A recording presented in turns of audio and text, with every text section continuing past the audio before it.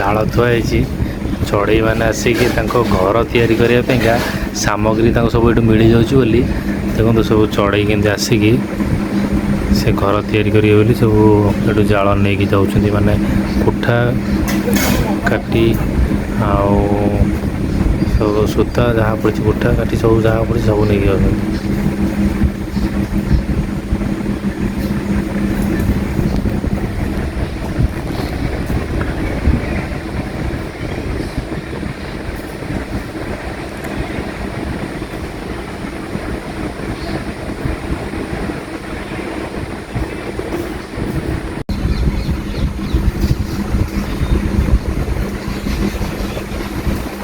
ପୁଣି ଆସିଲେ ଦେଖ କୁଟା କାଟି ସବୁତକ ନେଇଯାଉଛନ୍ତି ତାଙ୍କର ଘର କରିବା ପାଇଁକା। ମାନେ ସେମାନେ ଗୋଟେ ଘର ତିଆରି କରିବା ପାଇଁ କେତେ ପରିଶ୍ରମ କରୁଛନ୍ତି। କେତେ ଜାଗା ବୁଲି ବୁଲି ବୁଲି ବୁଲି ସବୁଠୁ ଖୋଜି ଖାଇକି ନେଇକି ଯାଉଛନ୍ତି। ତାଙ୍କ ସଂସାରରେ ପିଲା ଛୁଆଙ୍କୁ ରଖିବା ପାଇଁ ଗୋଟେ ଘର ତିଆରି କରୁଛନ୍ତି। କେତେ ଯେ ପରିଶ୍ରମ କରୁଛନ୍ତି, କିନ୍ତୁ ଆମର ଏ ମଣିଷ ସମାଜ ସେତିକି ହିଁ ବୁଝୁନି। ନିଜେ ପରିଶ୍ରମ କରିବାନି, ଏହା ତା'ର କେମିତି ଠକି ଠାକିକି ଆଣିକି ନିଜେ ବଡ଼ ଲୋକ ବି ସେ ଚିନ୍ତାଧାରା ସବୁବେଳେ କରୁଛନ୍ତି।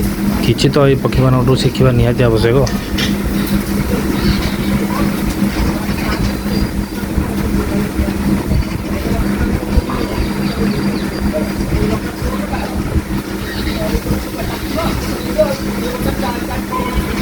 ସେମାନଙ୍କ ଘରଟା ଅତି ସୁନ୍ଦର, ଅତି ମଜବୁତ।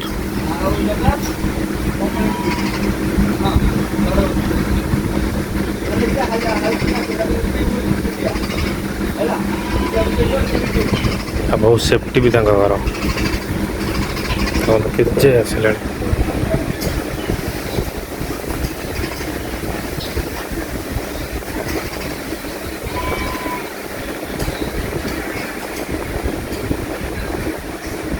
ପ୍ଲିଜ୍ ପ୍ଲିଜ୍ ପ୍ଲିଜ୍ ଏ ଭିଡ଼ିଓଟାକୁ ଯେଉଁମାନେ ବି ଦେଖୁଥିବେ ବହୁତରୁ ବହୁତ ମାତ୍ରାରେ ସେୟାର କରନ୍ତୁ ସେଇଭଳି ଅମଣିଷମାନଙ୍କ ପାଖକୁ, ଯେଉଁମାନେ ପରଧନରେ ଲୋଭ କରନ୍ତି ଏବଂ ପରର ଅମଙ୍ଗଳ ଚିନ୍ତା କରି ବା ତାଙ୍କୁ ଅସୁବିଧାରେ ପକାଇ ନିଜେ ବଡ଼ ଲୋକ ହୁଅନ୍ତି।